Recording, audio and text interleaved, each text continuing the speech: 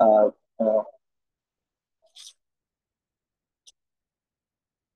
ఆ, దేవుని యొక్క అతి ప్రశస్తమైన నామంలో మీ అందరికీ నా యొక్క హృదయపూర్వక వందనాలు తెలియజేస్తా ఉన్నాను. ఈరోజు ఆ మీ అందరితో ఇటు రీతిగా ఎపిస్టల్స్ పత్రికల గురించి కొన్ని విషయాలను మీ అందరితో పంచుకోవడానికి దేవుడు నాకు సహాయం చేసిన యొక్క కృపను బట్టి నేను ఎంతగానో సంతోషపడతా ఉన్నాను. మీలో చాలా మంది ఆ, ప్రతి ఆదివారం జాయిన్ అవుతా ఉన్నారు. దాన్ని బట్టి కూడా మేము ఎంతో సంతోషిస్తా ఉన్నాం. కొంతమంది జాయిన్ అవ్వలేకపోతా ఉన్నారు. అయినప్పుడు కూడా మీ ప్రయత్నాన్ని బట్టి మేము ఎంతగానో ఆ దేవుని యందు స్తుతిస్తా ఉన్నాం.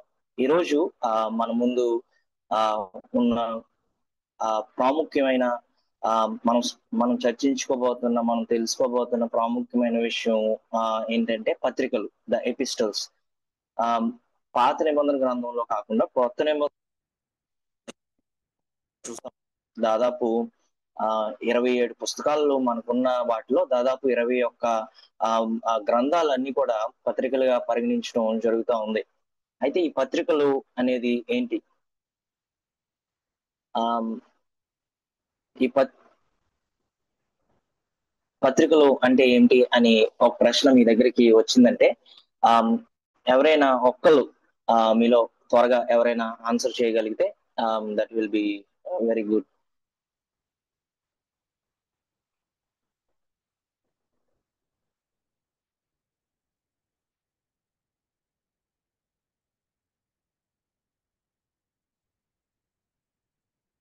అందరికీ నా వాయిస్ వినపడుతుంది కదా? ఎస్ అన్నా. హలో, ఎస్ అన్నా వినిపిస్తున్నాను.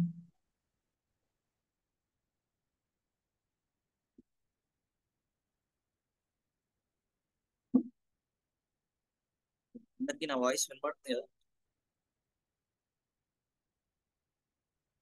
ఎవరైనా ఒకరు కన్ఫర్మ్ చేయగలుగుతారా?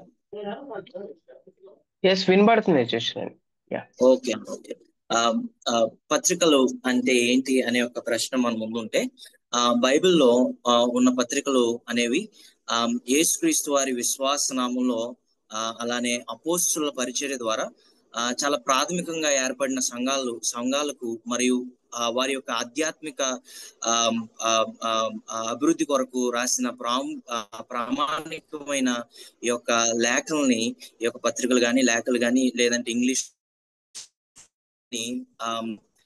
మనం అంటూ ఉంటాం.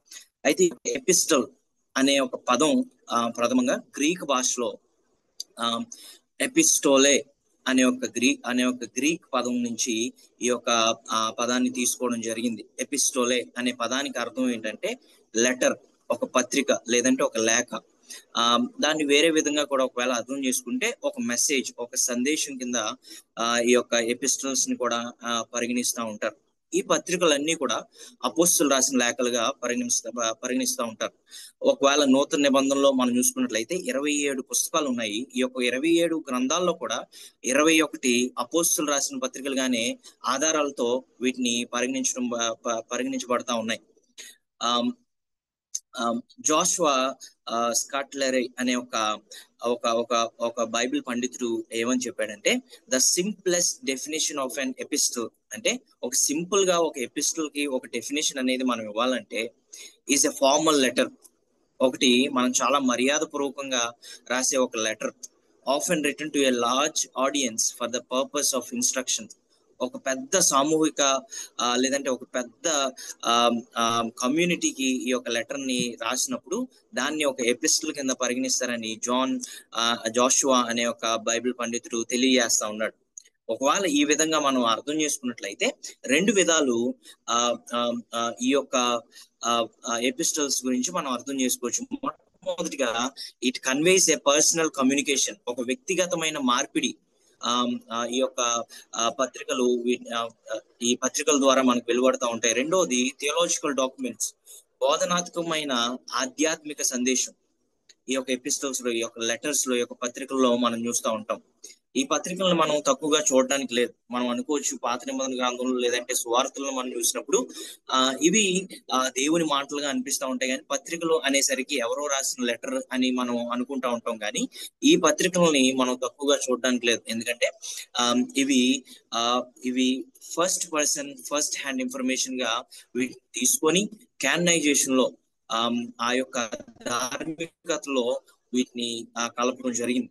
ఈ యొక్క నూతన నిబంధనలో, నూతన ఒడంబడికలో మనం ఎక్కువగా ఈ యొక్క నూతన నిబంధనలో వీటిని ఎక్కువగా మనం చూస్తూ ఉంటాం.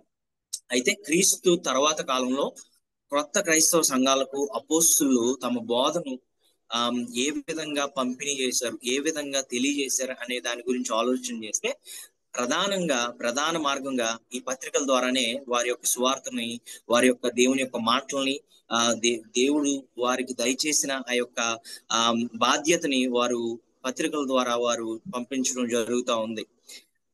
ఇంకొక బైబిల్ పండితుడు బాట్ ఎహ్మన్ అనే ఒక బైబిల్ పండితుడు ఏమని తెలియజేస్తా ఉన్నాడంటే, emphasises that these letters always had a specific occasion and purpose.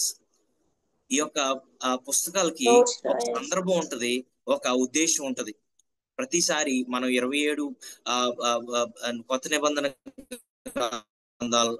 నిబంధన గ్రంథాల్లో మనం చూసుకున్నట్లయితే ఈ యొక్క 21 పత్రికలు కూడా ఒక సందర్భం అనేది ఉంది, ఒక సందర్భంలో రాస్తా ఉన్నారు, ఆ తర్వాత ఒక ఉద్దేశంతో కూడా అది రాస్తా ఉన్నారు. అందుకే ఆయన తెలియజేస్తా ఉన్నాడు, Paul and other apostles wrote to address problems, సమస్యల్ని అడ్రస్ చేయడానికి, ఆ తర్వాత వారికున్న ప్రశ్నల్ని వారు జవాబులు దయచేయడానికి, వారి యొక్క కమ్యూనిటీలో వారు ఏ విధంగా వాటిని బట్టి వారు సమస్య ఎదుర్కొంటా ఉన్నారు వాటిని తీర్చిదిద్దడానికి ఈ యొక్క పత్రికలు అనేవి అపోస్తులు రాయడం జరిగింది. It gives instructions on faith, విశ్వాసానికి ఆ విశ్వాసంతో ఎలా ఉండాలి, మోరల్స్, ఒక మంచిగా నీతిగా ఎలా బతకాలి, ఆ తర్వాత కమ్యూనిటీ లైఫ్, సామూహికంగా సామాజికంగా మనం ఏ విధంగా బ్రతకాలి అనే ఒక విషయాల్ని ఒక పత్రికలో వారు పొందుపరుస్తూ పంపించడం అనేది జరుగుతూ ఉంది. అయితే ఈ యొక్క పత్రికల్లో మనం ప్రాముఖ్యంగా చూసేవి నమ్మకం, నైతిక జీవితం, సంఘం జీవితం, అటువంటి అంశాలపై మార్గదర్శనంగా ఈ లేఖలు రాయబడ్డాయి, ఈ పత్రికలు రాయబడ్డాయి.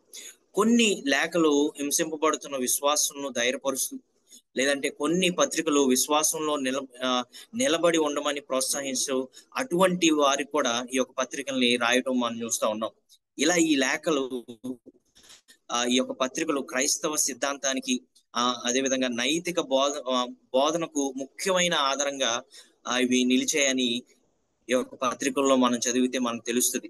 ఉదాహరణకి ఎలా చెప్పగలుగుతా ఉన్నాం అంటే, ఉదాహరణకి మనం ఆలోచన చేసినట్లయితే ప్రాముఖ్యంగా మనం చూసినప్పుడు జస్టిఫికేషన్ బై ఫెయిత్, విశ్వాసం ద్వారా ఒక సమర్థనని మనం దేవుని దగ్గర నుంచి మనం పొందుకున్నాం. ఆ తర్వాత నేచర్ ఆఫ్ ద చర్చ్, సంఘం యొక్క స్వరూపం ఏ విధంగా ఉండాలి, సంఘం ఏ విధంగా ముందుకు నడవాలి అనే ఒక మాటలు కూడా ఇందులో మనం చూస్తూ ఉంటాం. ఆ తర్వాత ఫెయిత్, విశ్వాసం గురించి, గ్రేస్, కృప గురించి, అలా వివిధ రకాలైన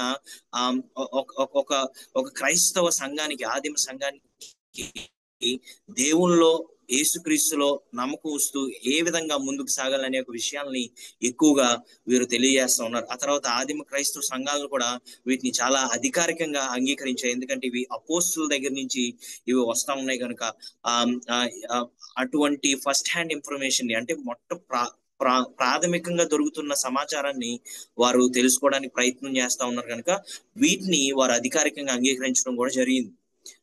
అదేవిధంగా పౌలు, మరి అదేవిధంగా ఇతర అపోస్తులు లేఖలు వాటి యొక్క కలెక్షన్ ని ఈ యొక్క సంఘాల మధ్యలో వారు పంపిణీ చేసుకోవడం మొదలు పెట్టారు. అంటే ఒకరి దగ్గర నుంచి ఒకరి దగ్గరికి వారు మార్చుకోవడం, లేదంటే ఇక్కడి నుంచి అక్కడికి లెటర్స్ వెళ్తా ఉన్నాయి కనుక వీటిని వారు పరిగణిస్తూ వారు తీసుకువెళ్తా ఉండడం మనం చూస్తా ఉన్నాం. అదే దేవుని వాక్యంగా వాటిని సమాజంగా వారు కూడుకున్నప్పుడు కూడా వాటిని పఠించడం కూడా ఆ యొక్క పరిస్థితుల్లో జరుగుతూ ఉన్నాయి. అయితే ఈ పత్రికలన్నీ కూడా గ్రీకు, రోమా భాష శైలిలో రాయబడ్డాయి. ఎందుకంటే ఆ సమయంలో యేసుక్రీస్తు వారు పునరుద్ధరించిన తర్వాత ఆయన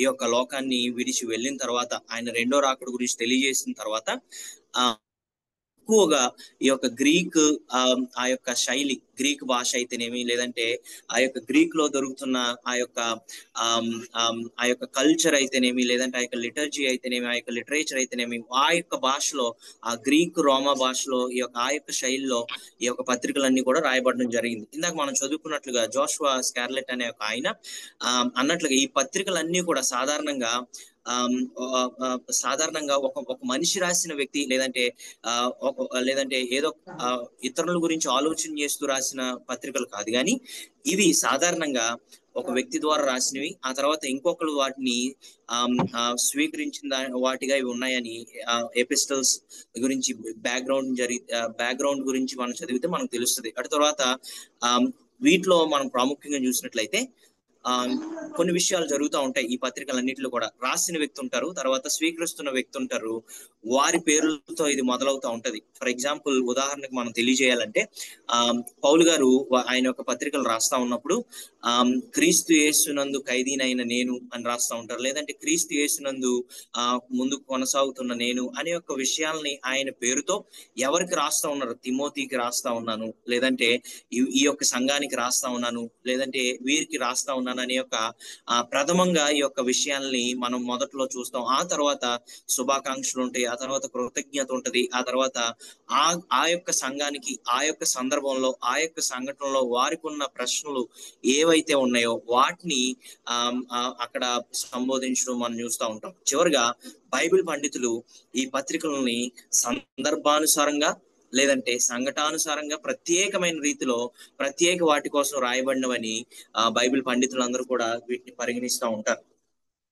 ఇవి సాధారణంగా మనం అనుకుంటాం ఇవేమో సిద్ధాంత పాఠాలు, లేదంటే ఎవరో వారికి అనుభవించిన అనుభవాల్లో వారు రాసినవి అని అనుకుంటా ఉంటాం. కానీ పత్రికలు ప్రాముఖ్యంగా మనం చూసుకున్నట్లయితే ఒక సమస్యల్ని పరిష్కరించడానికి, సంఘాల యొక్క ప్రగతిని ఒక మార్గనిర్దేశంతో యేసుక్రీస్తు వారి యొక్క మార్గంలోనికి నడిపించేవిగా, ఎందుకంటే ఆ యొక్క సందర్భంలో గ్రీక్ ఫిలాసఫీ అనేది చాలా ఎక్కువగా వారిని ఇబ్బంది పెడతా ఉంది. ఎందుకంటే కొంతమంది యేసుక్రీస్తు వారి గురించి తెలిసిన వారు కూడా ఆ యొక్క ఫిలాసఫీస్ ని, అక్కడున్న వాటిని, ఆ యొక్క కల్చర్ ని, వాటిని అన్నిటిని కూడా కలిపి కొత్త వాటిని అక్కడ ఉన్న ప్రజలకి చూపిస్తా ఉన్నప్పుడు అబద్ధ బోధకులు అయితేనేమి, అబద్ధ సాక్షులు అయితేనేమి, లేదంటే వివిధమైన రకాలుగా వారందరూ బాధపడతా ఉన్నప్పుడు అపోస్తులు ఈ యొక్క పత్రికల్ని చాలా ముఖ్యంగా పౌలు గారు ఎంతో దృఢ నిశ్చయంతో ఆయన రాయడం ఈ యొక్క పత్రికల్లో మనం చూస్తూ ఉంటాం. మొట్టమొదటిగా మనం చూసాం ఏంటంటే పత్రికలు అంటే ఏమిటి అనే ఒక విషయాన్ని మనం చూసాం. ఆ తర్వాత రెండవదిగా పత్రికలు, లేదంటే పత్రికలుగా ఎందుకు రాయబడ్డాయి అనే ఒక విషయాన్ని మీ అందరికి తెలియజేయాలని నేను ఎంతగానో ఆశపడతా ఉన్నాను. పత్రికల్ని అర్థం చేసుకోవాలంటే మొదట వాటి యొక్క లక్ష్యాన్ని గ్రహించాలి మనం. అవి ప్రాచీన ప్రపంచంలో, లేదంటే ముఖ్యమైన సమాచారంగా అవి పనిచేయడం మొదలుపెట్టాయి. ఈ కాలంలో మనకున్నట్లుగా, లేదంటే వాట్సాప్ ఉన్నట్లుగా, లేదంటే ఈమెయిల్స్ ఉన్నట్లుగా, లేదంటే ఫోన్ కాల్స్ ఉన్నట్లుగా ఆ కాలంలో అవి లేవు కనుక పత్రికలు, లెటర్స్ అనేవి, ఈ యొక్క ఎపిస్టల్స్ అనేవి చాలా ప్రాముఖ్యమైన సమాచార మార్గంగా పనిచేసేవన్నమాట. సో మొదటి శతాబ్దంలో దూర ప్రాంతాలకు సమాచారాన్ని చేరవేయడం కోసం ఈ యొక్క లేఖల్ని, ఈ యొక్క పత్రికల్ని, ఈ యొక్క ఎపిస్టల్స్ ని చాలా ప్రధాన సాధనంగా వారు వాడటం ఆ యొక్క కాలంలో మనం చూస్తాం. అయితే ప్రయాణం చాలా నెమ్మదిగా ఉంటది కనుక, తర్వాత వారికి భద్రత, అపోస్తులు వివిధ ప్రాంతాలకు వెళ్తా ఉన్నప్పుడు వారు పెర్సిక్యూషన్ ని, వారి హింసని ఎదుర్కొంటా ఉన్నారు కనుక వారికి భద్రత కూడా లేదు కనుక అపోస్తులు, అలాగే ఎవరైతే ఈ యొక్క అపోస్తులతో పాటు వెనకుండి వెంబడించి నడుస్తూ ఉన్నారో వారు ఈ యొక్క పత్రికల్ని, మనకున్న ఈ యొక్క 21 పత్రికలను కూడా వారు లేఖల ద్వారా, లేదంటే పత్రికలుగా ఆ యొక్క రూపంలో పంపించేవారు. ఒక ఆధ్యాత్మిక నాయకుడు తన బోధనను వివరించేందుకు, వివాదాలను పరీక్షించేందుకు, ఆ తర్వాత పరిష్కరించేందుకు, లేదా దూరంలో ఉన్న సంఘాన్ని ప్రోత్సహించేందుకు ఈ యొక్క లేఖల్ని పంపించేవారుగా ఉండేవారు. ఉదాహరణకు మనం చూసుకున్నట్లయితే అపోస్తలుడైన పౌలు అనేక ప్రదేశాల్లో ప్రయాణించాడు, కానీ అన్ని సంఘాలను కూడా ప్రత్యక్షంగా కలవలేకపోయాడు. అందువల్ల అతను లేఖల ద్వారా ఆధ్యాత్మిక బోధనని పంపించేవాడు. చాలా పత్రికల్ని మనం ఆ విధంగా చూస్తూ ఉంటాం. ఆయన చెరసాలలో ఉంటూ రాస్తా ఉంటాడు, వివిధ మిషనరీ వర్క్స్ లో ఉంటున్నప్పుడు ఆయన రాస్తా ఉంటాడు. పౌలు గారు రాసిన అనేక లేఖలు సంఘం అడిగిన ప్రశ్నలకు లేదా వారు ఎదుర్కొంటున్న సమస్యలకు ఒక స్పందనగా నిలిచాయి.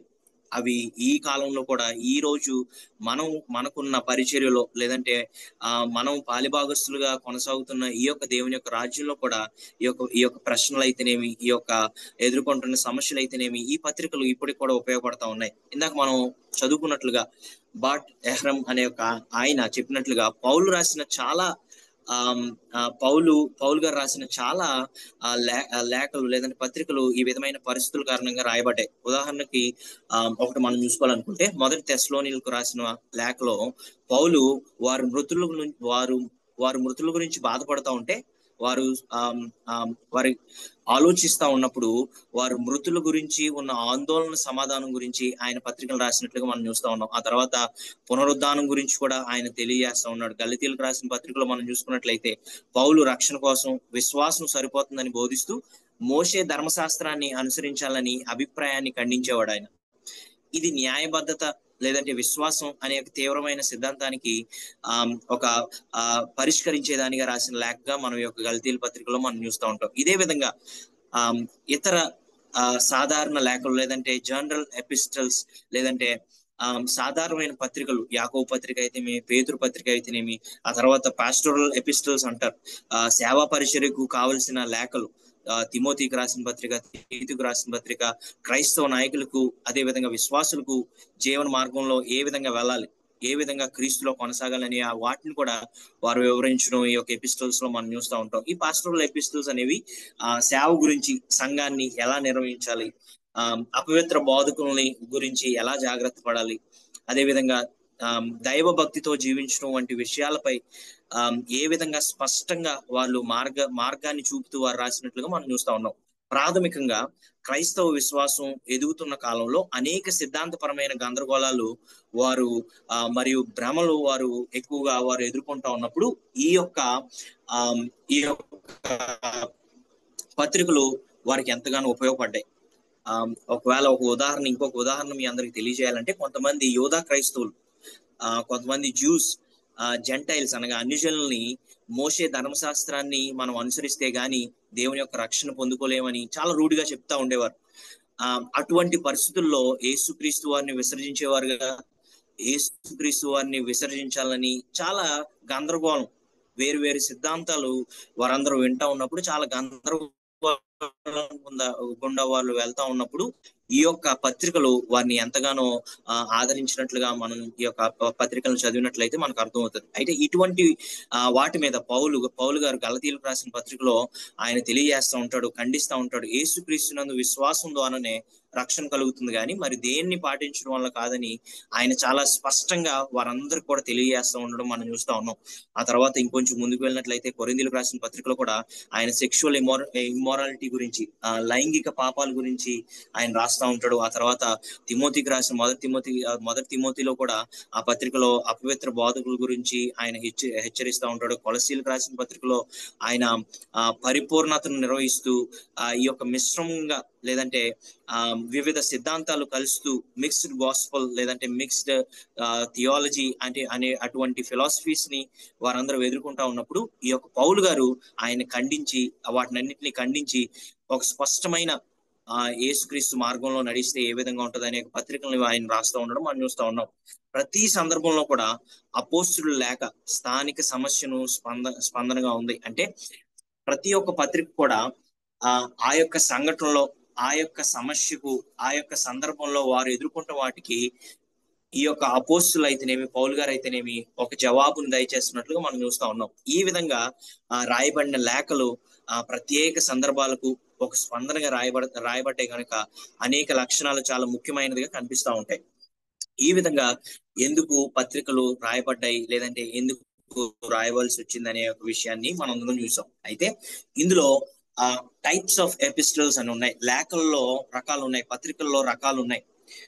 కొన్ని సంఘానికి రాసినట్లయితే కొన్ని వివిధ పరిస్థితుల కోసం రాసినవిగా ఉన్నాయి. అవేంటో కొంచెం ముందుకు వెళ్తూ మనం చూద్దాం. నూతన నిబంధన గ్రంథంలో లేఖలు లేదంటే పత్రికలు, వాటి రచయితలు మరియు వాటిని పాటించేవారు, పాఠకులు వారి ఆధారంగా వీటిని మనం కేటగరైజ్ చేయొచ్చు. వీటిని వక్రీకరించవచ్చు. ఒకవేళ ఈ విధంగా సందర్భాల్లో వివిధ సంఘాలకు లేదా వ్యక్తులకు రాయబడ్డాయి కనుక ప్రధానంగా ఎపిస్టల్స్ ని 4 రకాలుగా విభజిస్తూ ఉంటారు. మొట్టమొదటిగా పాలైన్ ఎపిస్టల్స్ అని చెప్పేసి అంటారు. ఏంటంటే పౌలు రాసిన లేఖలు మొత్తంగా 13 లేఖలు ఉన్నాయి, 13 పత్రికలు ఉన్నాయి, పౌలు పేరుతో ఉన్నాయి అన్నమాట. వాటిని పౌలు గారికి ఆమోదించేటట్టుగా ఉన్నాయి. అయితే పరిశోధకులందరూ కూడా ఏకాభిప్రాయంతో 7 లేఖలు నిజంగా పౌలు గారే రాశారు. మిగతావి ఆయన యొక్క శిష్యులు రాయడం, లేదంటే ఆయన తెలియజేసినప్పుడు ఆయన శిష్యులు రాయడం అనే యొక్క విషయాన్ని పరిశోధకులు పరిశోధించిన తర్వాత ఆయన శైలిని బట్టి వాటిని బట్టి అవన్నీ జరగడం జరిగింది. అయితే పౌలు గారు ప్రాముఖ్యంగా 7 పత్రికల్ని రాసినట్లుగా రోమియోలకు రాసిన పత్రిక, మొదటి కొరింథీయులకు రాసిన పత్రిక, 2వ కొరింథీయులకు రాసిన పత్రిక, ఆ తర్వాత గలతీయులకు రాసిన పత్రిక, ఫిలిప్పీలకు రాసిన పత్రిక, మొదటి తెస్సలోనీయులకు రాసిన పత్రిక, ఫిలోమోనుకు రాసిన పత్రిక, ఇలాగా మిగిలిన లేఖలు ఆధారాలు చాలా తక్కువగా ఉండడం వల్ల ఆ 13 పత్రికల్లో కూడా స్వయంగా ఆయన రాయలేదని ఇక్కడ వాటిని మనం ఉంచలేదు. కానీ ఆయన చెప్పడం వల్ల, లేదంటే ఆయనతో ఉండడం వల్ల ఇవన్నీ పత్రికలు రాయబడ్డాయని పరిశోధకులు తెలియజేస్తా ఉంటారు. ఈ మొత్తం లేఖల్ని ఒకవేళ మనం చూసుకున్నట్లయితే ఈ కలెక్షన్ ని అంతటిని ఏమంటారంటే పాలైన్ కార్పస్ అని పిలుస్తారు. ఈ యొక్క మొత్తం పత్రికలన్నింటిని కూడా పాలైన్ కార్పస్ అని చెప్పేసి వీటిని పిలుస్తూ ఉంటారు. పౌలు యొక్క స్థలులు, లేదంటే పౌలు గారి యొక్క సంహారము అనే యొక్క విషయాన్ని వీరిని తెలియజేస్తూ ఉంటారు. రెండవదిగా మొట్టమొదటిగా మనం చూసినట్లయితే పాలైన్ ఎపిస్టిల్స్ అనే దాన్ని చూసాం. రెండవదిగా జనరల్ లేదా క్యాథలిక్ ఎపిస్టల్స్ అని రెండవదిగా విభజిస్తూ ఉంటారు. ఒక సాధారణ పత్రికలు వాటిని అంటూ ఉంటారు. ఇక్కడ క్యాథలిక్ అనే యొక్క పదం గురించి నేను కొంచెం వివరణ ఇవ్వాలని ఆశపడతా ఉన్నాను. స్క్రీన్ లో మీరు చూస్తూ ఉన్నారు కదా, రోమన్ క్యాథలిక్ చర్చ్ కి సంబంధించింది కాదు ఈ క్యాథలిక్ అంటే. ఇది సర్వసాధారణమైన లేదా ప్రపంచ వ్యాప్తంగా ఉన్న క్రైస్తవులకు అనే ఒక అర్థంగా ఈ క్యాథలిక్ అనే యొక్క పదాన్ని ఇక్కడ వాడడం జరిగింది. అదే క్యాథలిక్ చర్చ్ కూడా ఈ ప్రపంచం అంతటికి కూడా ఒకటే ఒక చర్చ్ అనే యొక్క ఉద్దేశంతో ఆ యొక్క పెట్టడం జరిగింది. కానీ ఇక్కడ క్యాథలిక్ ఎపిస్టల్స్ అంటే ప్రపంచవ్యాప్తంగా ప్రపంచంలో ఉన్న ప్రజలందరికీ కూడా ఈ పత్రికలు, ఈ క్రైస్తవులందరికీ కూడా ఈ పత్రికలు అనే భావాన్ని తెలియజేయడానికి జనరల్ ఆర్ క్యాథలిక్ ఎపిస్టల్స్ అంటే సాధారణ పత్రికలని తెలియజేస్తూ ఉంటారు.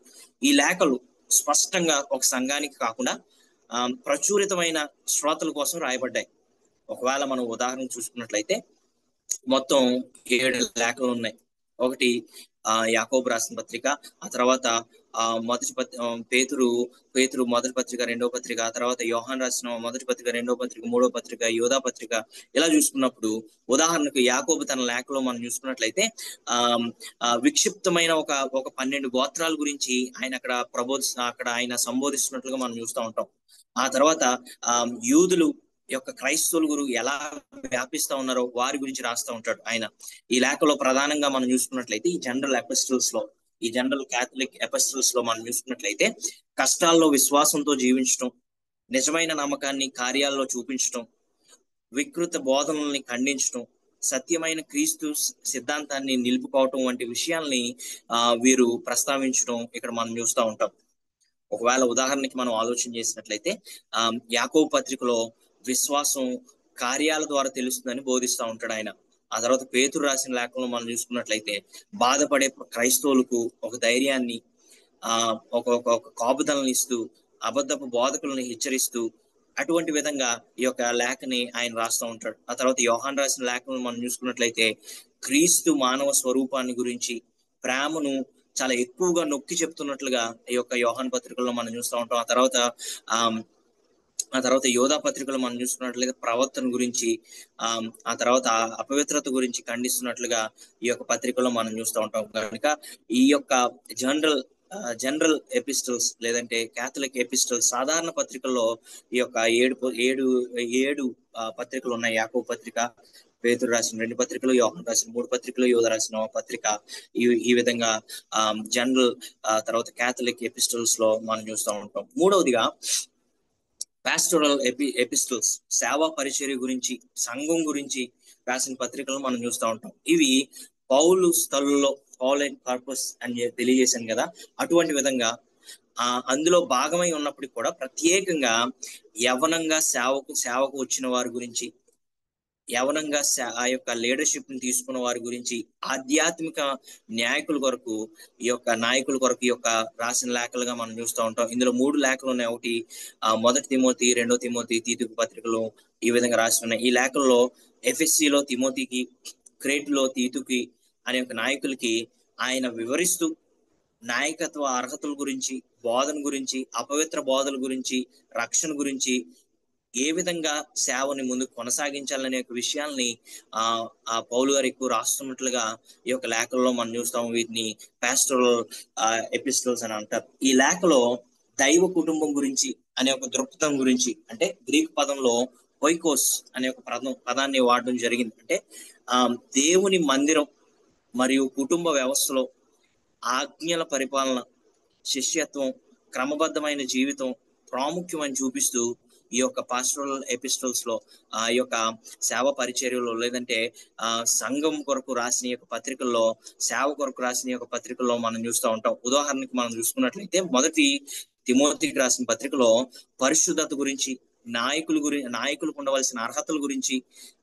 ఆరాధన పద్ధతుల గురించి రాసినట్లు మనం చూస్తూ ఉంటాం. ఆ తర్వాత తీతుకు రాసిన పత్రికలో మనం చూసినట్లయితే ఒక పెద్దవారిని, సంఘ పెద్దల్ని ఏ విధంగా నియమించాలి, పౌరుల్ని దేవుని యొక్క మాటల్లో ఏ విధంగా విద్యావంతుల్ని చేయాలి, వారి జీవనాన్ని ఏ విధంగా ఎక్కువగా ఈ యొక్క దేవుని యొక్క మాటలు ఎలా నడిపించాలి అనే యొక్క విషయాల్ని ఆ యొక్క పత్రికల్లో మనం చూస్తూ ఉంటాం. బైబిల్ పండితులు అభిప్రాయం ఏంటంటే ఈ యొక్క 3 పత్రికలు దాదాపుగా మొదటి శతాబ్దం అంతంలో రాయబడినగా భావిస్తూ ఉంటారు. ఎందుకంటే వాటి యొక్క శైలి అయితేనేమి, వాటి యొక్క పదజాలం అయితేనేమి కొంచెం విభిన్నంగా ఉండటం వల్ల పౌలు గారిని వెంబడిస్తున్న వారి యొక్క శిష్యులు ఈ యొక్క పత్రికల్ని రాసినట్లుగా కొంతమంది బైబిల్ పండితులను వీటి బట్టి వారు అభిప్రాయపడతా ఉంటారు. మనం మూడు విభజనలు చూసాం. మొట్టమొదటిగా పౌలైన్ ఎపిస్టల్స్ చూసాం, పౌలు గారు రాసిన పత్రికలు. ఆ తర్వాత రెండవదిగా జనరల్ ఆర్ క్యాథలిక్ ఎపిస్టల్స్, సాధారణ పత్రికలు మనం చూసాం. మూడవదిగా పాస్టరల్ ఎపిస్టల్స్, సేవ పరిచర్య గురించి రాసిన పత్రికలను చూసాం. నాలుగవదిగా apocryphal are non canonical epistles, అంటే ఒక సందేహాస్పదమైన లేదంటే అధార్మికమైన పత్రికలు. ఇవి మన యొక్క నూతన నిబంధన గ్రంథంలో కానీ లేదంటే బైబిల్లో కానీ ఈ యొక్క పత్రికలను మనం చూడం. ఎందుకంటే కొన్ని ప్రాచీన క్రైస్తవ లేఖలు లేదంటే పత్రికలు ఏ విధంగా ఉన్నాయంటే నూతన ఒడంబడిక లేదంటే నూతన గ్రంథంలో భాగంగా అవి లేవు. ఒకవేళ ఉండకపోయినప్పటికీ కూడా వాటిలో చరిత్ర పరంగా అవి ఎందుకు లేవో కొంచెం ముందుకు వెళ్ళిన తర్వాత మీ అందరికి వివరించాలని ఆశపడతా ఉన్నాను. అయితే ఒకవేళ అవి మన దాంట్లో లేకపోయినప్పటికీ, బైబిల్లో లేకపోయినప్పటికీ కూడా చరిత్ర పరంగా చాలా విలువల్ని అవి తీసుకువెళ్ళేవిగా ఉన్నాయి. ఎందుకంటే అందులో చాలా ఇన్ఫర్మేషన్, అంటే ఉన్న సువార్తని వేరే రకంగా మార్చి చెప్పిన ఆ యొక్క సందేశం కూడా ఉంది. కానీ అవి ఉండటం వల్ల మనకు ఈ యొక్క నూతన నిబంధనలో ఉన్న పత్రికలకు ఏ విధంగా అవి విభిన్నంగా ఉన్నాయి, ఏ విధంగా అవి మిస్లీడ్ చేస్తూ ఉన్నాయి, ఏ విధంగా ఒకరిని తప్పుదారి పట్టిస్తూ ఉన్నాయో తెలుసుకోవటం కొరకు చరిత్రపరంగా ఇవి ఎంతో విలువగా ఉన్నాయి.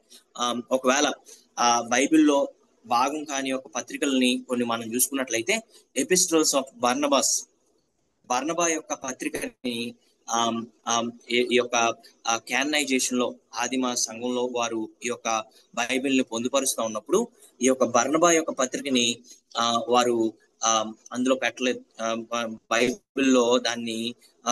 బైబిల్లో దాన్ని భాగంగా చేయలేదు. ఎందుకంటే యోధ శాస్త్రులు, క్రీస్తులు దాంట్లో ఉన్న ఆత్మీయత చాలా విభిన్నంగా ఉందని దాన్ని అనుకోవడం మొదలుపెట్టారు. ఆ తర్వాత కొరింథీకి రాసినప్పుడు ఫస్ట్ క్లెమెంట్ అనే ఒక పత్రిక అధిక ప్రాచుర్యంలో ఉన్న ఆత్మీయ మార్గదర్శకంగా లేకపోవడం, ఎందుకంటే సంఘాల మధ్యలో ఈ పత్రికలన్నీ లేకపోవడం వల్ల, లేదంటే ఆల్రెడీ అపోస్తులు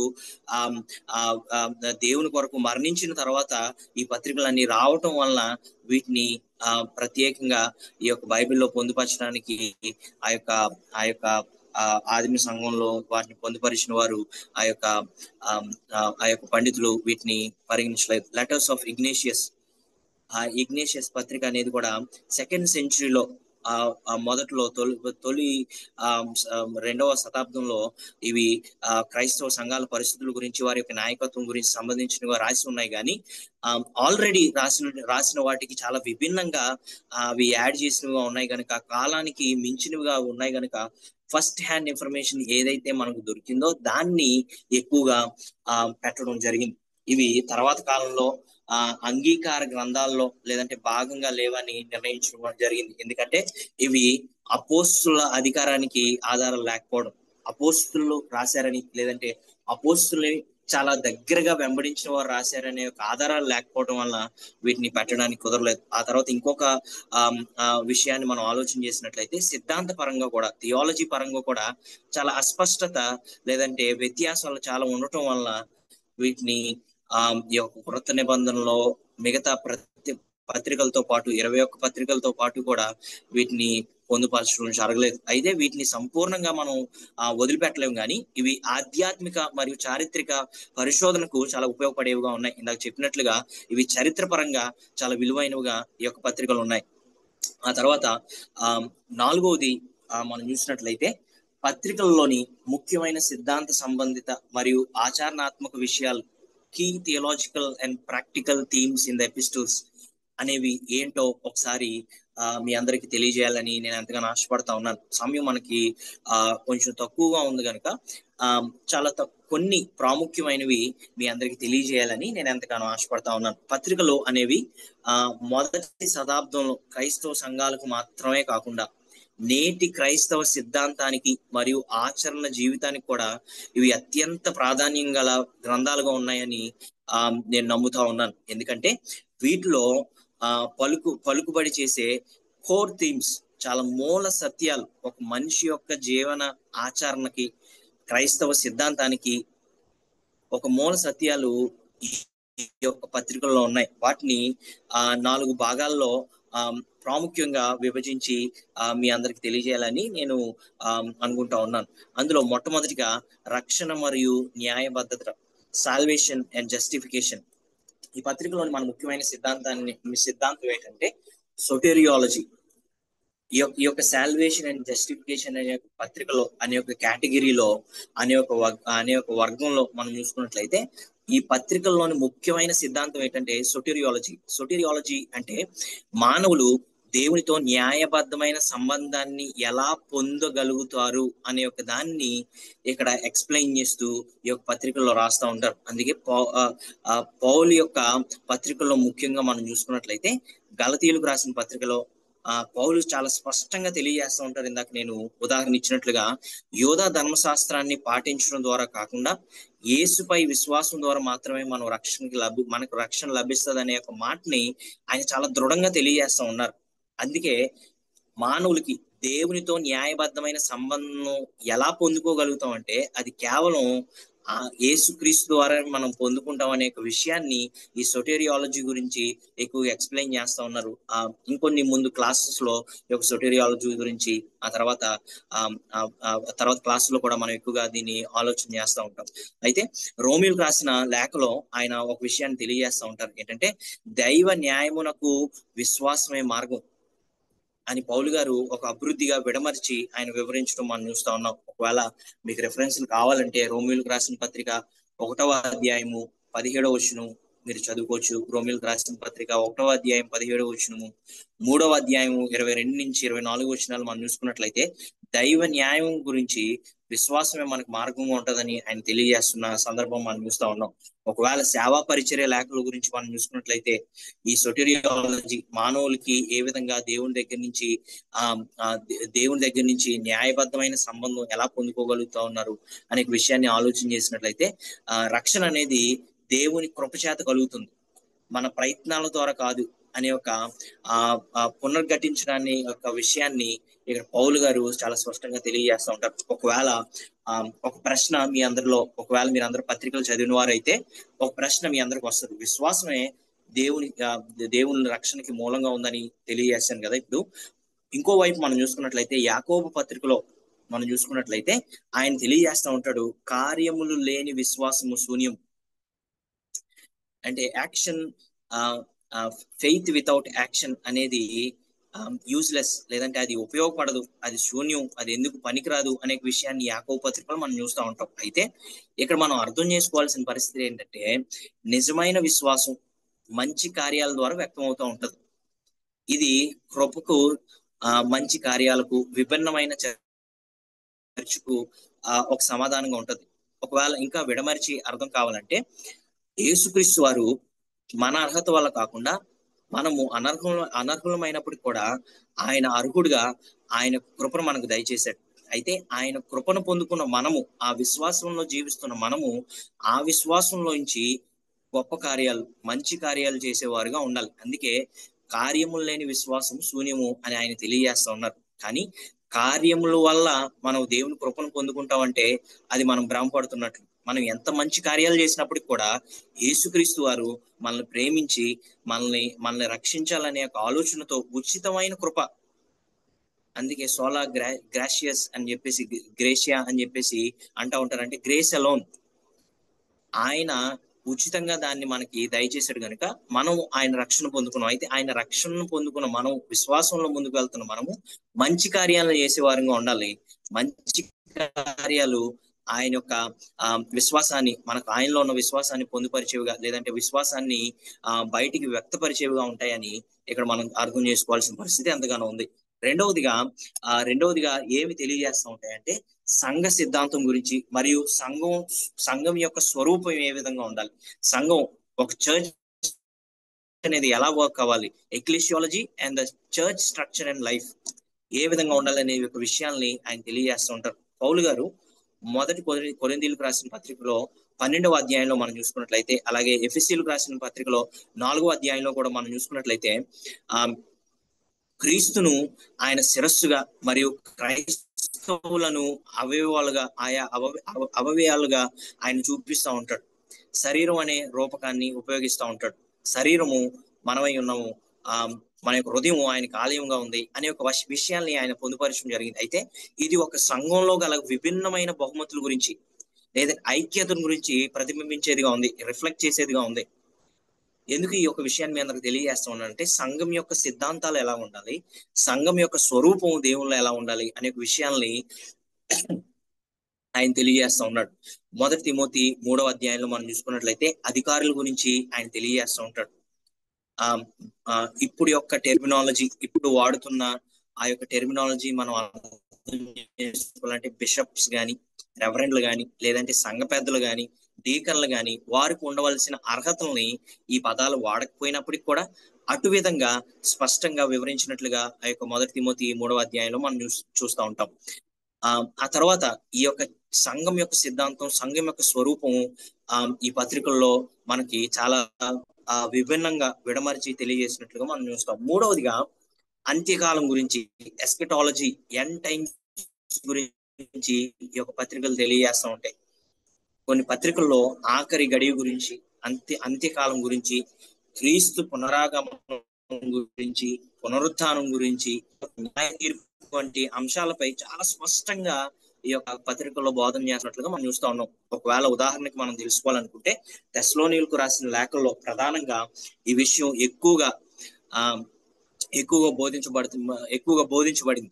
క్రీస్తు రాకముందు ఆయన మరణించిన వారి గురించి భయపడుతున్న సంఘానికి, వారు సంకోచిస్తున్నటువంటి సంఘానికి పౌలు గారు ధైర్యం చెప్తా ఉన్నాడు.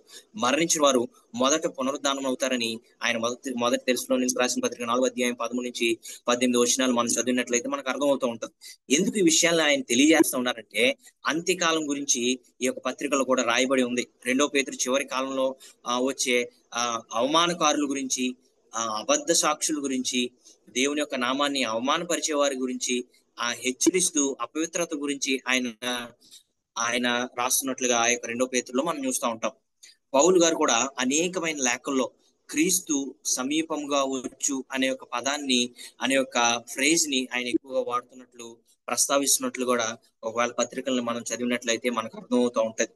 నాలుగవదిగా నైతిక ఆచరణ మరియు క్రైస్తవ జీవితం గురించి, ఎథిక్స్ అండ్ క్రిస్టియన్ లివింగ్ గురించి కూడా ఎంతో స్పష్టంగా ఇక్కడ రాసినట్లుగా మనం చూస్తా ఉన్నాం. పత్రికలు మానవ జీవితానికి ఎంతో నీతి సంబంధమైన మార్గాన్ని చూపేవిగా అటువంటి విధమైన మోరల్ ఎథిక్స్ ని మనకు చూపించే ఉంది. దాదాపు ప్రతి లేఖలో కూడా ఒకవేళ మనం చూసుకున్నట్లయితే పారనైసిస్ అనే ఒక పదాన్ని గ్రీక్ లో వాడుతూ ఉంటారు. దానికి అర్థం ఏంటంటే పిలువబడే ఆచరణాత్మక సూచనలు ఏ విధంగా ఉంటాయి అనే వాటిని, ఒక మోరల్ ఎథికల్ లైఫ్ ని ఏ విధంగా లీడ్ చేయాలనే ఒక విషయాన్ని ఈ యొక్క పత్రికల్లో చాలా ఎక్కువగా, ప్రతి పత్రికల్లో కూడా మనం ఎక్కువగా చూస్తూ ఉంటాం. ఒకవేళ మనము ప్రాముఖ్యంగా అర్థం చేసుకోవాలని ఆశపడితే రోమియోలు రాసిన పత్రిక 12వ అధ్యాయం నుంచి 14వ అధ్యాయాల వరకు, ఆ తర్వాత మొదటి కొరింథీయులకు రాసిన పత్రిక 5వ అధ్యాయం నుంచి 7వ అధ్యాయం వరకు కూడా, అలాగే గలతీయులకు రాసిన పత్రిక 5వ అధ్యాయంలో కూడా అటువంటి భాగాలను మనం చూసినట్లయితే ప్రేమ గురించి, ఆ తర్వాత అపవిత్రత గురించి, వినయం గురించి, క్రమశిక్షణ గురించి, సంఘం పట్ల బాధ్యత గురించి, అటువంటి విషయాల్ని ఎంతో మంచిగా స్పష్టంగా మోరల్ ఎథిక్స్ గురించి వివరించినట్లుగా మనం చూస్తా ఉన్నాం. ఒకవేళ ఉదాహరణ మనం తెలుసుకున్నట్లయితే యాకోబు లేఖలో మనం చూసినప్పుడు నిజమైన క్రైస్తవ జీవితం ఎలా ఉండాలో, నిజమైన క్రైస్తవుడు ఎలా జీవించాలో, ముఖ్యంగా ఒక ఒప్పంద భక్తి, ఒక కమిటెడ్ వర్షిప్, ఒక కమిటెడ్ ప్రేయర్ లైఫ్, పేదల పట్ల ఎలా ఉండాలి, ఎలా ప్రేమ చూపించాలి, నిర్బంధాలను సహించేటట్లుగా, హింసను సహించేటట్లుగా, ఓర్పు, అటువంటి నిరీక్షణ వంటి అంశాలని ఒక యాకోబు పత్రికలో చిన్నదైనప్పుడు కూడా మనం అందులో చూస్తూ ఉంటాం. ఆ తర్వాత పేతురు పత్రికలు మనం చూసుకున్నట్లయితే క్రీస్తు నిమిత్తం బాధపడడాన్ని ఆయన గౌరవంగా చూడమంటా ఉంటాడు అందులో ఆ పత్రికల్లో. అటువంటి వాటిని గురించి వీరందరూ కూడా తెలియజేస్తుంటారు. పౌలు గారు గలతీయులకు రాసిన పత్రిక 5వ అధ్యాయంలో మనం చూసుకున్నట్లయితే విశ్వాసం మరియు విశ్వాసం తర్వాత ప్రవర్తన ఆయన కలిసిపోతున్నట్లుగా ఉన్నాయనే అంశాల గురించి, ఆత్మ ఫలాల గురించి, ప్రేమ, ఆనందం, శాంతి, ఓర్పు వంటి లక్షణాలని ఆయన ప్రస్తావిస్తూ ఆయన తెలియజేస్తూ ఉంటాడు. అందుకే ఈ యొక్క పత్రికల్లో కూడా ఎందుకు పడ్డాయి, ఎందుకు ఇతర సంఘానికి రాయబడిన యొక్క పత్రికలు ఈ యొక్క ఈ యొక్క ఈ యొక్క నూతన నిబంధనలో ఎందుకు పొందుపరచడం జరిగింది, ఎందుకు పరిగణించబడింది అని ఆలోచన చేసినట్లయితే నైతిక విలువలు ఆ యొక్క సంఘాలకి ఉపయోగపడినట్లుగా, ఆ సంఘాలతో ఆగిపోకుండా క్రైస్తవ జీవితంలో యేసు ప్రభు వారిని ఎవరైతే నిజరక్షకుడుగా అంగీకరించి ఆయన వెంబడిస్తా ఉన్నారో ఇప్పటికి కూడా పత్రికలు ఉపయోగపడేగా ఉంటాయని దైవావేశం ద్వారా, దైవ ప్రేరణ ద్వారా ఈ పత్రికలన్నీ రాయబడ్డాయి. ఈ పత్రికల్లో ఆ యొక్క దైవావేశము, దైవ ప్రేరణ ఉంది కనుక ఈ పత్రికలన్నింటినీ కూడా వారందరూ పరచడం జరిగింది. తర్వాత ఐదవది మనం చూసుకున్నట్లయితే ఇప్పటి వరకు మనం చూసుకున్నట్లుగా ఆ పత్రికలు అంటే ఏంటి, పత్రికలు ఎందుకు రాయబడ్డాయి, ఆ తర్వాత పత్రికలు ఈ యొక్క పత్రికలు ఏ విధంగా విభజించబడ్డాయి, తర్వాత 4వదిగా ఈ పత్రికల్లో ముఖ్యమైన సిద్ధాంతాలు ఏంటి, ఈ థియలాజికల్ మనము తెలుసుకున్నాం. అయితే 5వదిగా ఈ యొక్క పత్రికల్ని మనం ఎలా చదవాలి, దాన్ని ఎలా అర్థం చేసుకోవాలి అని కూడా అందరికీ గా ఒక బ్రీఫ్ గా అందరికీ తెలియజేయాలని అనుకుంటా ఉన్నాను. అందరికీ ఈ యొక్క విషయంలో పైన వీటిని ఎలా చదవాలి, ఎలా అర్థం చేసుకోవాలి, డీప్ గా చేసుకునే విషయాన్ని కొన్ని సమయంలో కనుక కొన్ని విషయాల్లో చాలా వీటిని వివరించాలని ఆశిస్తా ఉన్నాను. పత్రికల్ని మనం ఎలా చదవాలి, లేదంటే ఎలా తీసుకోవాలి అనే ఆలోచిస్తే నూతన నిబంధనలో పత్రికలు సరైన రీతిలో అర్థం చేసుకోవాలంటే వాటి యొక్క చారిత్రక జ్ఞాపకం ఏమి ఉంది, ఏ చరిత్రలో ఏ హిస్టారికల్ రాయబడి ఉన్నాయి అనే మనం అర్థం చేసుకోవాలి. రెండవదిగా సాహిత్యం, ఎటువంటి సాహిత్యాన్ని వారు ఎందుకంటే ఆన్లైన్ మిగతా వారు మూల భాషలో, మిగతా వారు రాసిన Greek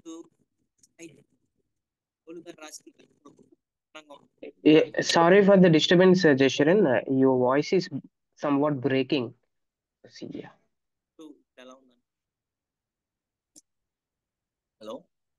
Yeah, now clear. Yeah, it's clear. Okay. Should I అంటే కంటిన్యూ బ్రేక్ ఫ్రమ్ ద? అవుతూ వస్తుంది. జస్ట్ ఒక 30 seconds బిఫోర్ ఈ యా ఓకే. ఈ fifth point. Yeah okay, fifth point. So ఈ యొక్క ఫిఫ్త్ పాయింట్ లో మనం చూసుకున్నట్లయితే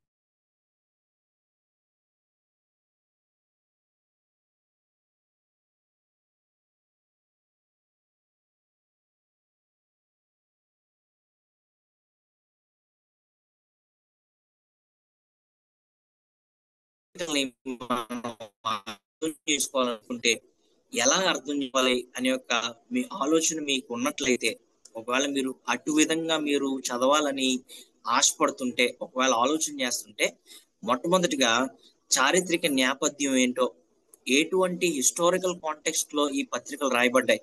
రెండవదిగా సాహిత్య నిర్మాణం, ఎటువంటి సాహిత్యాన్ని ఉపయోగపరచడం జరిగింది, ఉపయోగించడం జరిగింది. నేను చెప్పినట్లుగా ఇందాక సువార్తలో అన్ని ఒకలా రాసి ఉన్నట్లయితే, ఒక సాహిత్యంతో రాసినట్లయితే, ఆ యోహాను సువార్త ఒక సాహిత్యంతో రాసినట్లయితే, పౌలు గారు రాసిన పత్రికలు ఇంకొక సాహిత్యంతో, అదే గ్రీక్ భాష అయినప్పటికీ కూడా చాలా ప్రత్యేకమైన భాషలో పదజాలాన్ని వాడుతూ, వాటితో ఆ దేవుని యొక్క మాటల్ని వ్యక్తపరుస్తూ, దైవ ప్రేరణతో ఆ యొక్క మాటల్ని తెలియజేయడానికి వారు వారు ఆలోచన చేస్తా ఉన్నప్పుడు ఆ సాహిత్య నిర్మాణం ఏముందో కూడా మనం తెలుసుకోవాలి.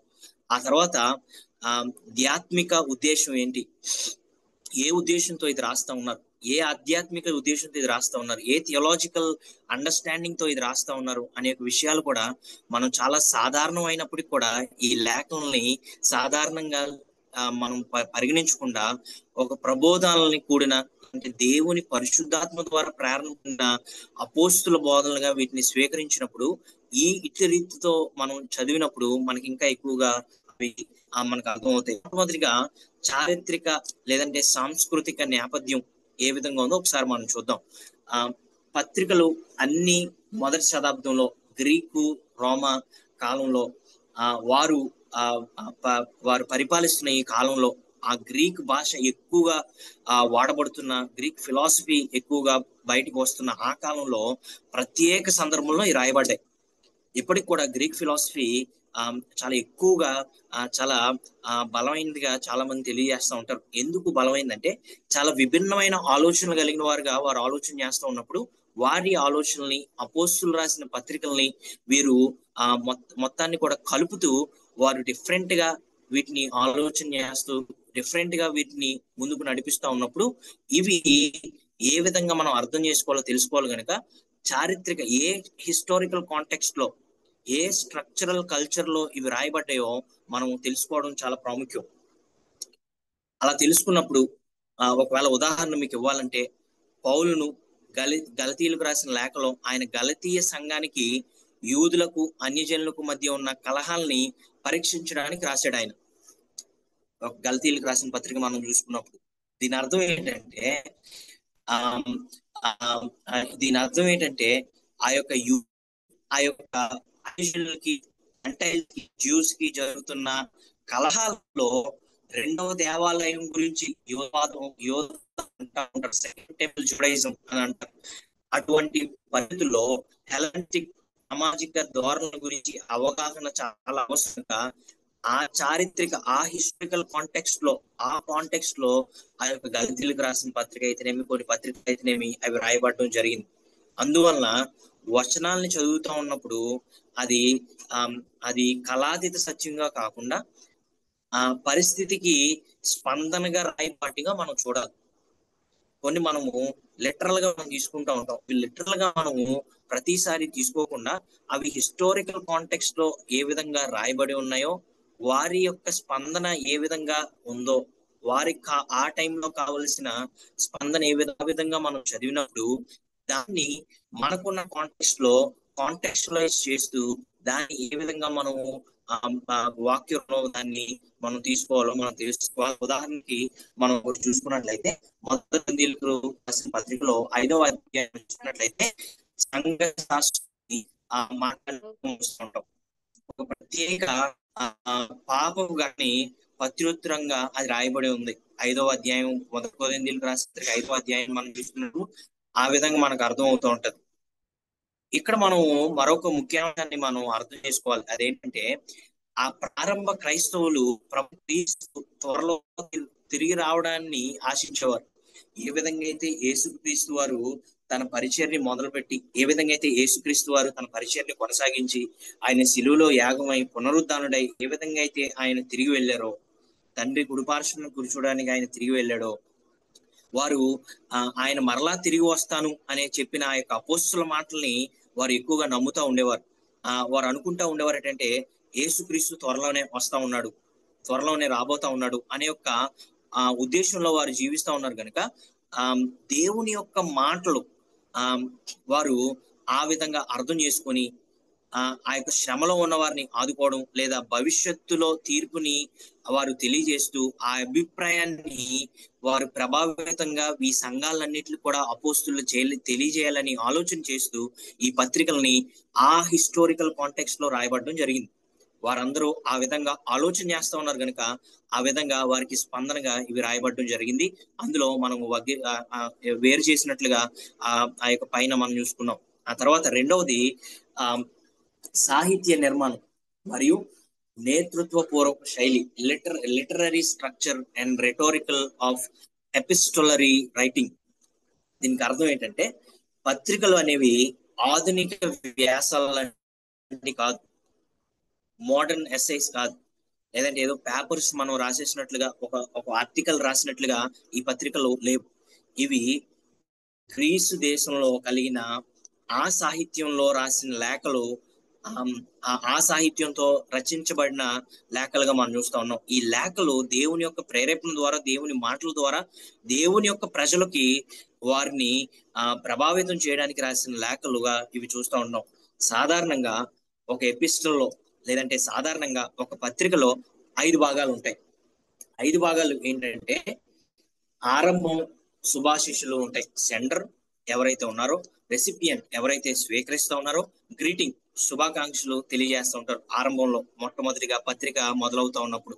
ఆ తర్వాత ధన్యవాదములు లేదా ప్రార్థన అక్కడ జరుగుతూ ఉంటది. ఆ తర్వాత ముఖ్యమైన శిక్షణ, ఏ విధంగా బోధన ఉండాలి, ఏ విధంగా అయితే మనం నడుచుకోవాలి అనే ఒక బోధ ఆ తర్వాత ఉంటది.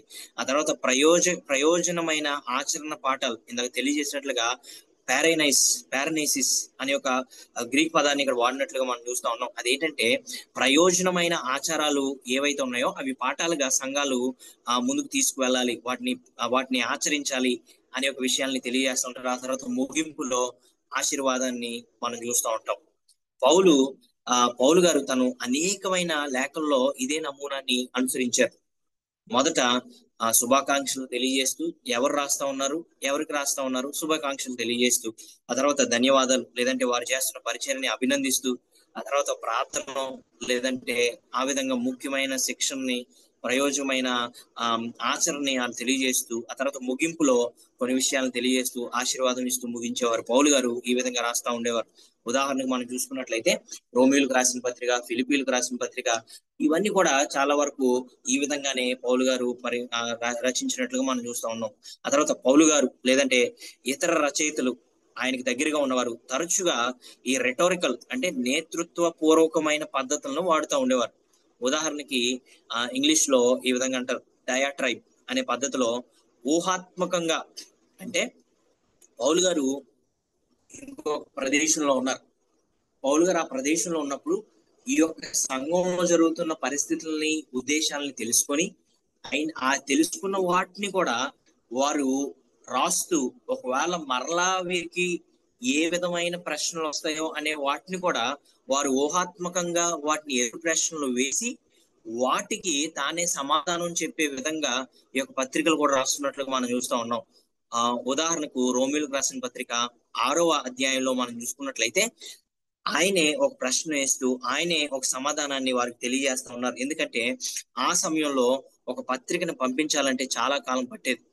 ఇప్పుడు లాగా పోస్ట్ ఆఫీస్ అయితేనేమి లేదంటే కొరియర్ సర్వీసెస్ అయితేనేమి ఆ కాలంలో లేవు గనుక చాలా కాలం పడతా ఉండేది.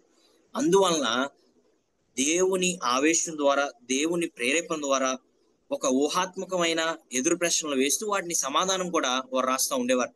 ఇది వారి సొంతంగా రాసినవి కాదు. అందుకే తిమోతికి రాసిన 2వ పత్రికలో మనం చూసుకున్నప్పుడు ఇది దైవావేశం వల్ల దైవ ప్రేరణ ద్వారా ఖండించడానికి, ఇతరులను సరిచేయడానికి, సరిదిద్దడానికి అనే ఒక మాటలో ఈ యొక్క మాటలన్నీ కూడా రాయబడ్డాయని మనకు బైబిల్ చాలా స్పష్టంగా తెలియజేస్తా ఉంది.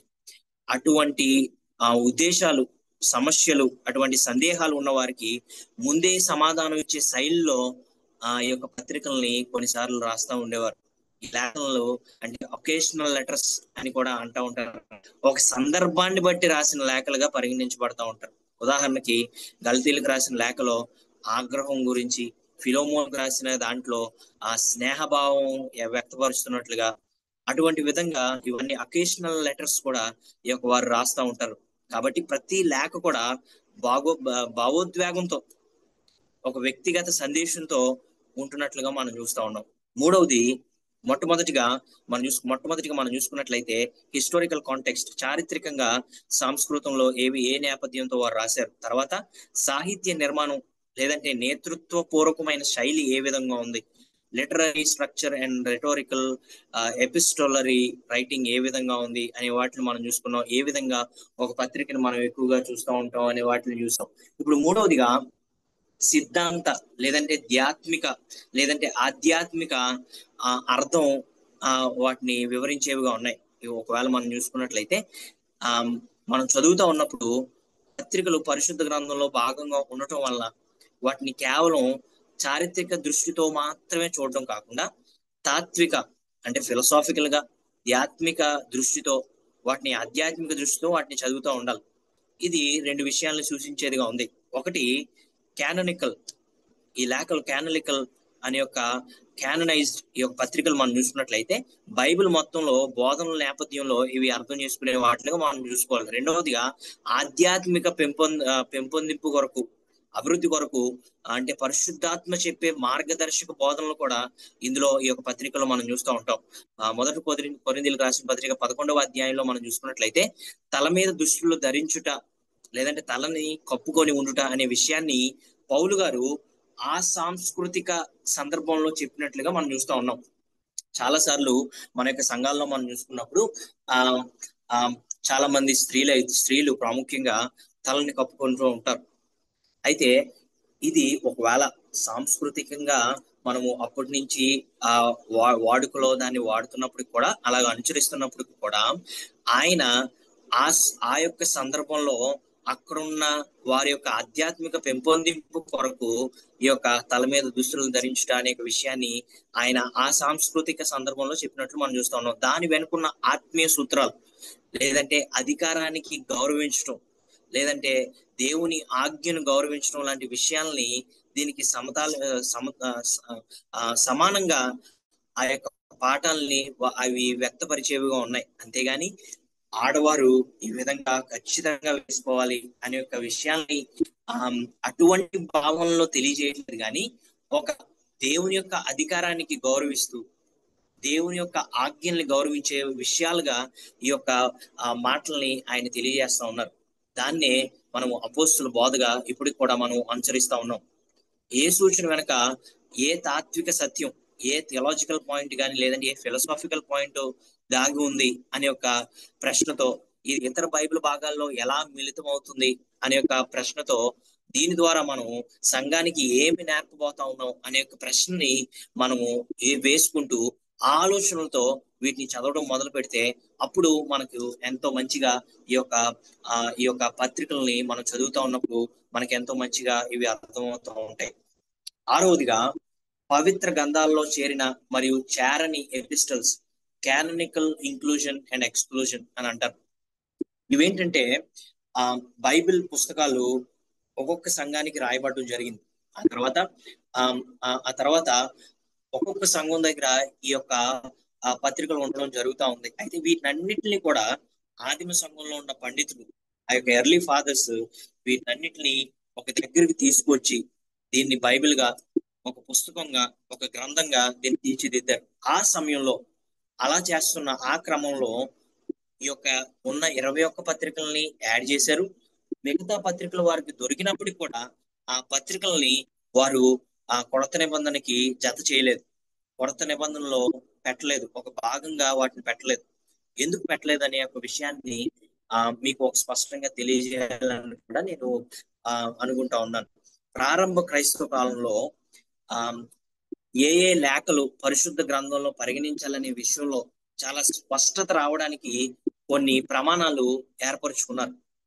ఎందుకంటే దొరికిన ప్రతి దాంట్ని కూడా మనము ఈ యొక్క పుస్తకంగా మనం యాడ్ చేయలేము. ఎందుకంటే కొన్ని దేవుని యొక్క స్వార్థకి, దేవుని యొక్క మాటలకి విరుద్ధంగా ఉన్నాయి. అవేంటో మీ అందరికి కూడా నేను చూపించాలని ఆశపడతా ఉన్నాను.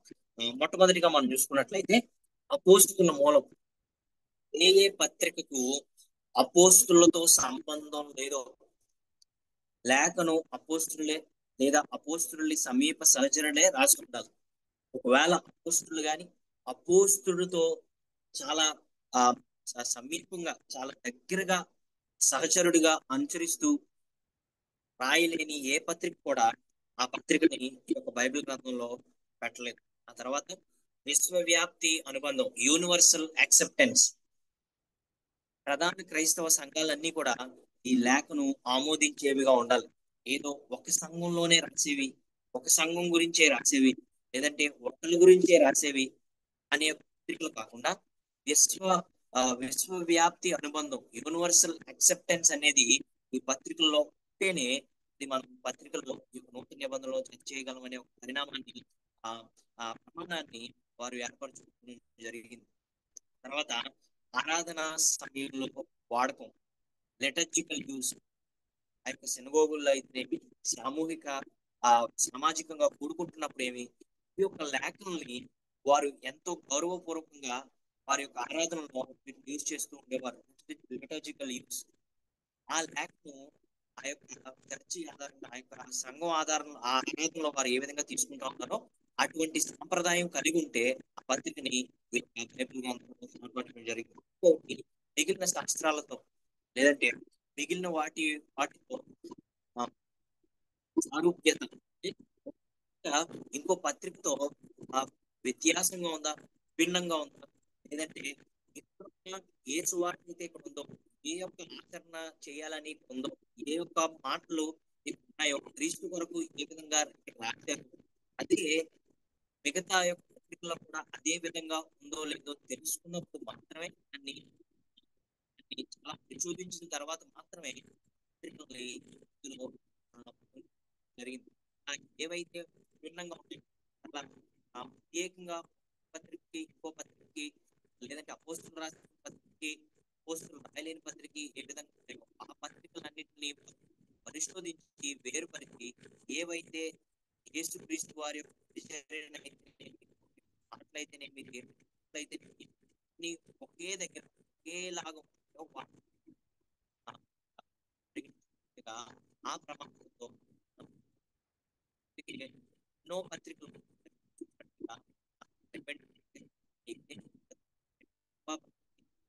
అలెగ్జాండర్ పత్రికల్ని ఎందుకు బైబిల్లో పొందుపరచలేదంటే ఈ 4 ప్రమాణాలు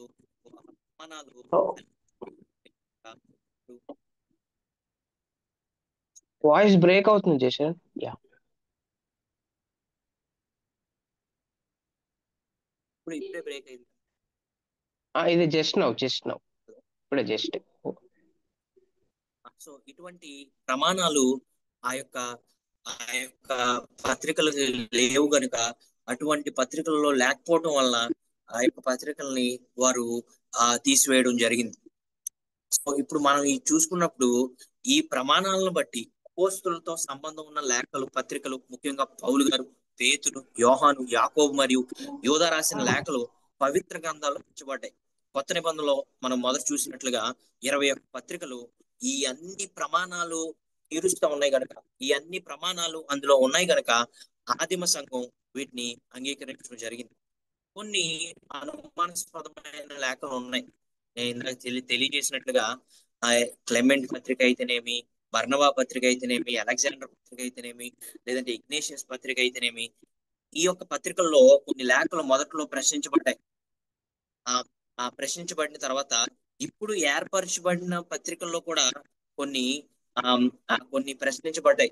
ఎందుకంటే 2వ శతాబ్దంలో అవి మొదట్లో లేకపోతే మొదటి శతాబ్దంలో అవి రాయబడ్డాయి కనుక వాటిని కూడా ప్రచురించడం జరిగింది.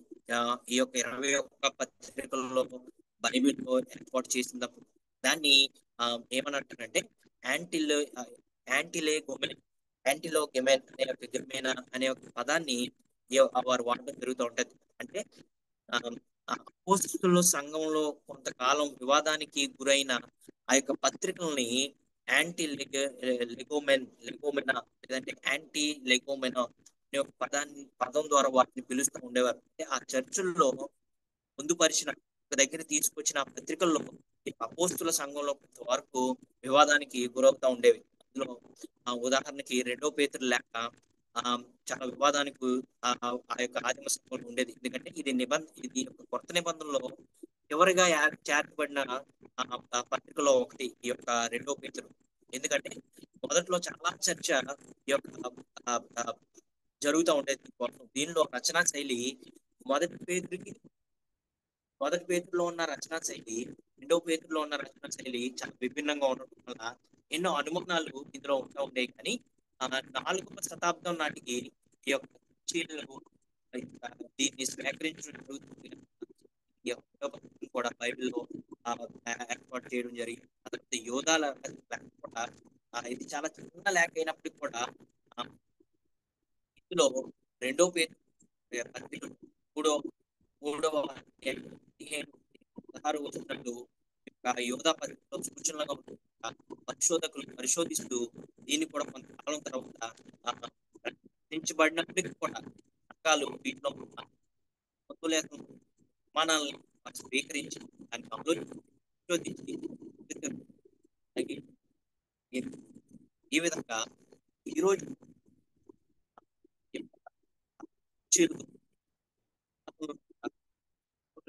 Yeah, still voice breaking, Jishrin. Still, yeah. I don't know why. 5th point ఈ యొక్క లాస్ట్ పాయింట్ నుంచి అలానే ఉందా లేదంటే జస్ట్ నో అంటే జస్ట్ 5 సెకండ్స్ బిఫోర్. సో ఈ విధంగా మనం చూసుకున్నప్పుడు ఈ యొక్క 2వ పేతురు పత్రిక అయితేనేమి యూదా పత్రిక అయితేనేమి చాలా లేట్ గా వీటిని అంగీకరించడం లేదంటే వాటిని చేర్చడం జరిగిందనమాట. ఎందుకు ఈ విధంగా చేర్చడం జరిగిందంటే అవి కొన్ని విషయాల్లో కొన్ని ఆదిమ సంఘాలు వాటిని ప్రశ్నించడం వల్ల ఆ యొక్క చర్చిల్లో అవి పరిశోధించబడి ఏవైతే కామన్ పాయింట్స్ వేరే వాటిలో ఇవి ఉన్నాయేమో అని చూసుకుంటూ వాటిని పొందుపరచడం జరిగింది.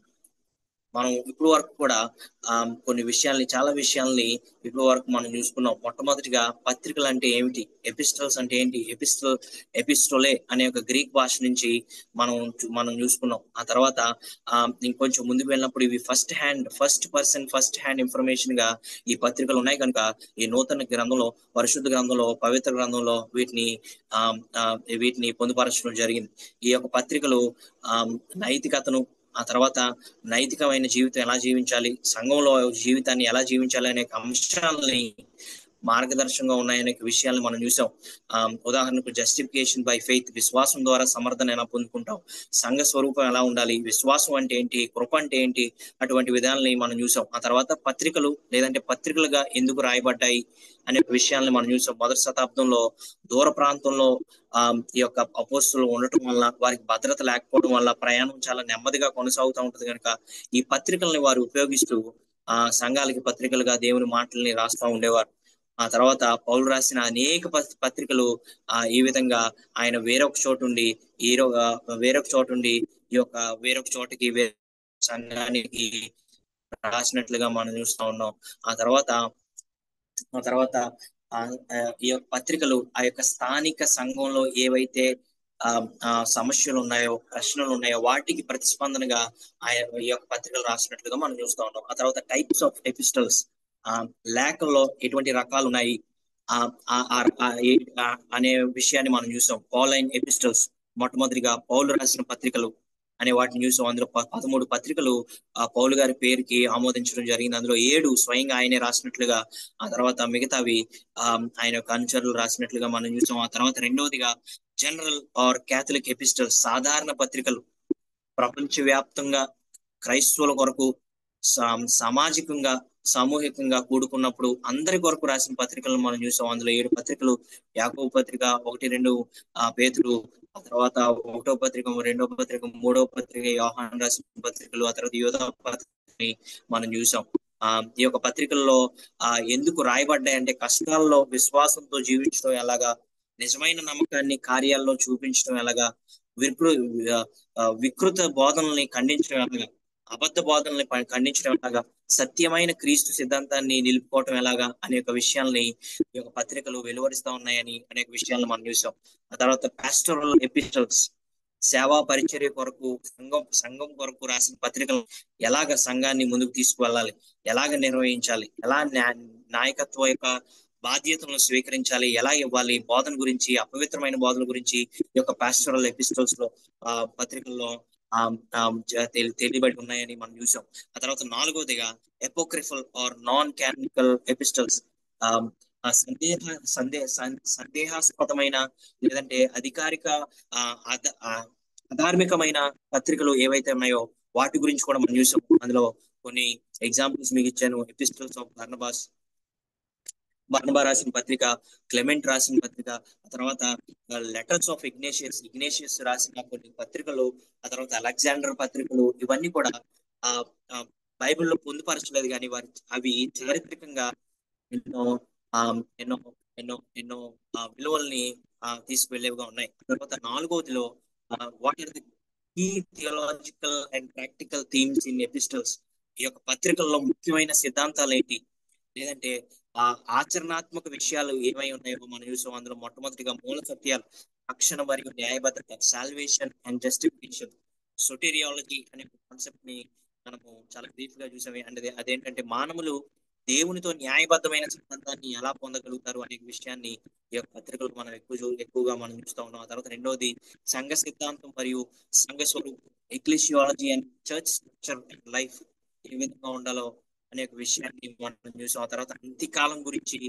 యొక్క పత్రికలు తెలియజేస్తూ ఉన్నాయని, ఎండ్ టైమ్స్ గురించి, ఎస్కాలజీ అనే కాన్సెప్ట్ గురించి ఇవన్నీ తెలియజేస్తూ ఉన్నాయని మనం చూసాం.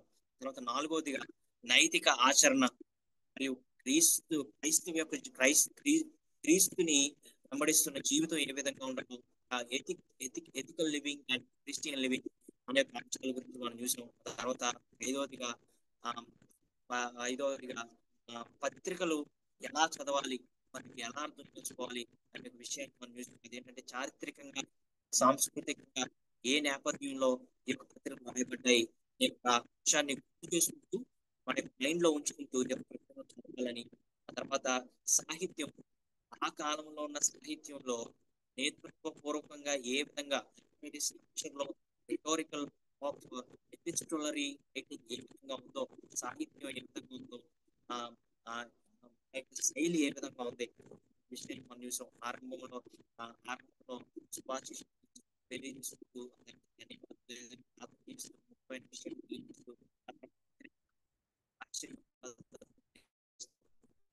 విషయాల్ని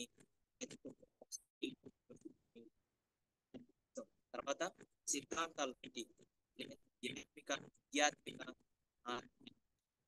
అటువంటి అండర్స్టాండింగ్ లో వాయిస్ బ్రేక్ అవుతుంది జశ్వరన్ అనే ఒక విషయాన్ని మనం చూసాం. తర్వాత పవిత్ర గ్రంథాల్లో పవిత్ర గ్రంథంలో చేర్చిన ఈ యొక్క ఏ పత్రికలు అయితే ఉన్నాయో, ఏ పత్రికలు చేర్చబడలేదో అటువంటి పత్రికలు కూడా మనము చూసాం. పోస్టులు ఎటువంటి ప్రమాణాలు ఈ యొక్క పత్రికలని ఎంచేటప్పుడు ఆ యొక్క ఆదిమ సంఘం అనుసరించిందో మనం చూసాం. అందులో మొట్టమొదటిగా పోస్టులకి సంబంధించిన వాటిగానే ఉండాలి, లేదంటే విశ్వవ్యాప్తి కొరకు యూనివర్సల్ యాక్సెప్టెన్స్ గా ఉండాలి, లేదంటే ఆరాధనలో అవి ఉపయోగించిన వాటిగా ఉండాలి, ఆదిమ సంఘం నుంచి అవి ఉపయోగించిన వాటిగా ఉండాలి.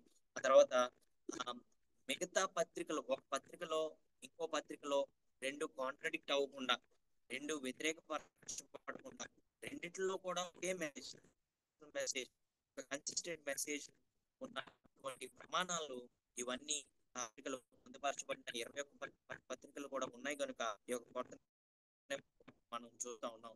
ఆ, ఆ, ఆ, ఈ యొక్క 6 పాయింట్స్ కూడా మీ అందరికి ఈ యొక్క పత్రికలు ఆ, ఇటువంటివి అని మీ అందరికి ఇప్పటి వరకు ఎక్స్ప్లెయిన్ చేశారు. ఈ రోజు కూడా మన ఆరాధనలో పౌలు గారి యొక్క లేఖనాన్ని మనం ఉపయోగిస్తూ ఉంటాం, చదువుతూ ఉంటాం.